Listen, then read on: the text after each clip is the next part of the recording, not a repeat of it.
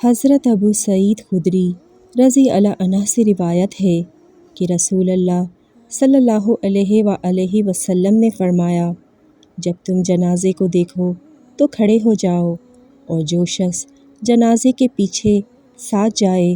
وہ نہ بیٹھے یہاں تک کہ اس جنازے کو رکھ دیا جائے۔ نبی کریم صلی اللہ علیہ وآلہ وسلم نے فرمایا کہ مومن جب اپنی قبر میں بٹھایا جاتا ہے تو اس کے پاس فرشتے آتے ہیں،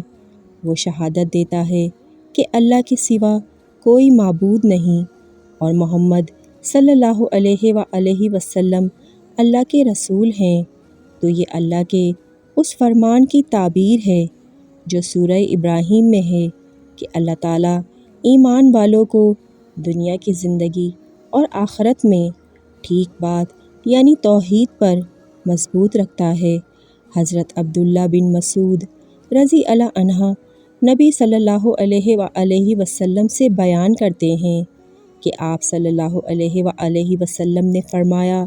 جب تم میں سے کسی بھی شخص کی موت کسی علاقے میں لکھی گئی ہو تو اللہ تعالیٰ اس کے لیے اس علاقے کی طرف کوئی کام پیدا کر دیتا ہے۔ جب وہ اپنے مقام کی انتہا تک پہنچ جاتا ہے تو اللہ تعالیٰ اسے فوت کر دیتا ہے۔ قیامت کے دن زمین کہے گی، اے رب، یہ وہ بندہ ہے جو تو نے میرے پاس امانت رکھا تھا۔